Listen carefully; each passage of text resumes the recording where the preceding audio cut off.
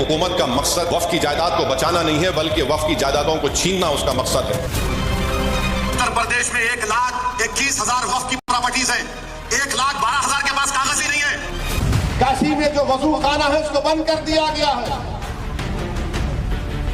मथुरा की ईदगाहों पर ललचावी नजरें लगा कर बैठे हैं।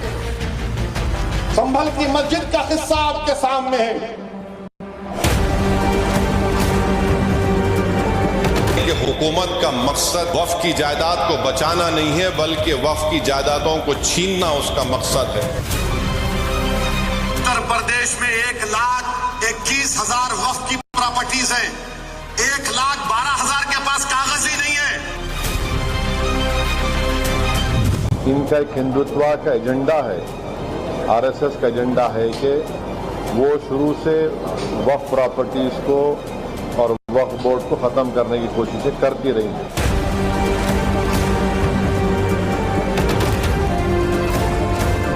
जो आसार कदीमा के प्रोटेक्टेड मस्जिद के 100 मीटर नहीं बल्कि उसके 5 फीट के फासले पर आउटपोस्ट बना रहे हैं, और वो आउटपोस्ट वक्फ की जमीन में बना रहे हैं। जिस जमीन का डर दिखाकर मुसलमानों की जज्बातों को उबालने में जुटे हैं असदुद्दीन ओवैसी, जिस वक्फ की डोरी में अपनी सियासी पतंग को आसमानी विस्तार देना चाहते हैं ओवैसी, अल्पसंख्यकों की एक मुश्त रहनुमाई का दावा करने वाले ओवैसी जिस मजहबी एजेंडे को आकार देकर मोदी और योगी सरकार पर प्रचंड शाब्दिक प्रहार कर रहे हैं, वक्फ को लेकर वही आक्रोश, वही आक्रामकता, वही तलखी उत्तर प्रदेश में हैदराबादी भाईजान पर भारी पड़ती जा रही है। सवाल है कि वक्फ पर ओवैसी का कागजी दाव कैसे उल्टा पड़ गया? योगी आदित्यनाथ के संभल में ओवैसी कैसे फंस गए? क्या एआईएमआईएम चीफ अगले आजम खान बनने वाले हैं? इन सवालों की जड़ में है अंतर्राष्ट्रीय मान्यता प्राप्त बैरिस्टर का यह दस्तावेजी दावा, जिसे सार्वजनिक कर उन्होंने संभल की 70 से 80% जमीन वक्फ की होने का साक्ष्य दिया था। 10 रुपए के स्टाम्प पेपर से संबंध कागजों में उर्दू में जो लिखा गया है, उसका सारांश यह है कि मंदिर, मस्जिद, कोतवाली से पुलिस चौकी तक सब कुछ वक्फ की जमीन पर बना है। सोशल मीडिया पर जो दावा किया था ओवैसी ने, उसे ही अपनों के सामने कुछ यूं बोलकर भावनाओं को भड़काने की कोशिश की। संभल की मस्जिद के सामने, संभल की मस्जिद आसार कदीमा का प्रोटेक्टेड मॉन्यूमेंट है। प्रोटेक्टेड मॉन्यूमेंट का कानून यह है कि उसके 100 मीटर के अतराफ में कोई तामीरी नहीं हो सकता। यह पार्लियामेंट का कानून है। मगर यह कौन सी संभल की पॉलिस है जो आसार कदीमा के प्रोटेक्टेड मस्जिद के 100 मीटर नहीं बल्कि उसके 5 फीट के फासले पर आउटपोस्ट बना रहे हैं, और वो आउटपोस्ट वक्फ की जमीन में बना रहे हैं। संभल की शाही जामा मस्जिद के सामने बन रही पुलिस चौकी को लेकर असदुद्दीन ओवैसी आक्रोशित हैं। उन्होंने बाकायदा एक्ट का जिक्र कर प्रमाणित करने की कोशिश की कि कैसे वक्फ की जमीन को सरकार कब्जा रही है। मुरादाबाद के 39A में वो वक्फ का दर्ज है, सुन्नी वक्फ बोर्ड में दर्ज है, वहां पर संभल की पुलिस बना रही। नरेंद्र मोदी गए थे कुवैत को, तो कुवैत के शेखों से बड़ा गले लपट के मिले। अब बुला के कुवैत के शेख को दिखाओ कि तुम्हारी हुकूमत यहां पर क्या कर रही है, क्या कर रही है उत्तर प्रदेश की हुकूमत।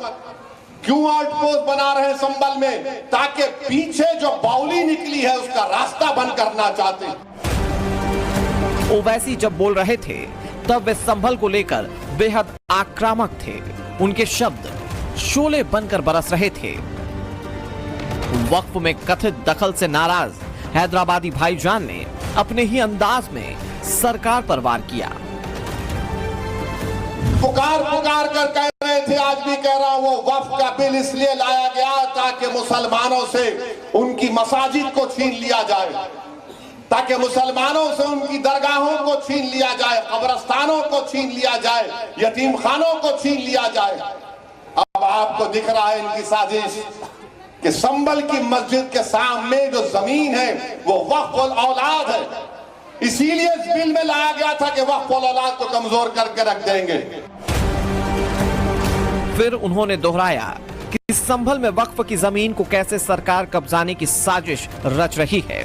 ओवैसी के कागजों के मुताबिक सत्यव्रत पुलिस चौकी, कल्की मंदिर, संभल की कोतवाली, संभल का मार्केट, शाही जामा मस्जिद और मस्जिद के आसपास की जमीन, ये सब कुछ वक्फ की जमीन पर है।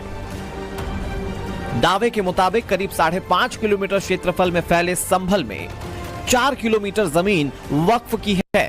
असदुद्दीन ओवैसी के इन दावों पर समाजवादी पार्टी ने भी मुहर लगाई। देखिए, अगर असदुद्दीन ओवैसी साहब ने ये बात कही है तो किसी न किसी बेस के ऊपर कही होगी। देश के बड़े नेता हैं वो। अब अगर वो वक्फ की संपत्ति है, जैसा कि हमें भी हमारे सूत्रों से पता चला है कि वो संपत्ति वक्फ की संपत्ति है, उस जगह पे पुलिस चौकी बनाना मुनासिब नहीं है और न ही बननी चाहिए। जो तेजी दिखा रही है वहां पे पुलिस बनाने में कि ये अवैध तरीके से वहां पे पुलिस चौकी बनाई जा रही है।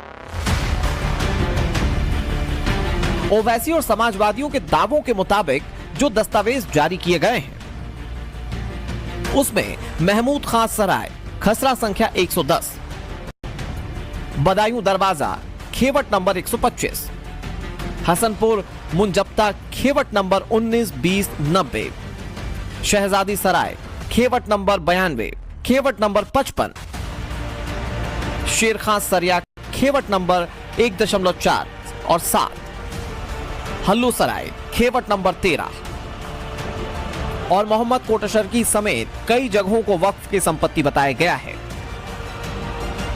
यही वजह है कि कागज सामने आते ही प्रशासन ने जांच टीम बनाई।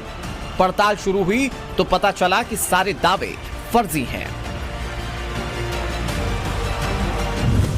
जो पेपर है वो बहुत ही रैंडमली कुछ बनाया गया है। अनरजिस्टर्ड है तो सत्यापित तो है नहीं किसी भी रूप में।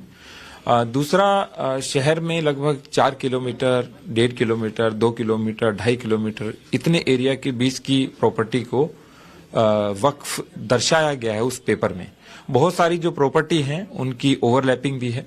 सबसे बड़ी बात, जो भी व्यक्ति वक्फ करता है उसमें स्पष्टता है उसका स्वामित्व उस संपत्ति पर होना चाहिए। वहां किसी भी संपत्ति के ऊपर स्वामित्व का कोई भी कागज वहां नहीं लगा हुआ है।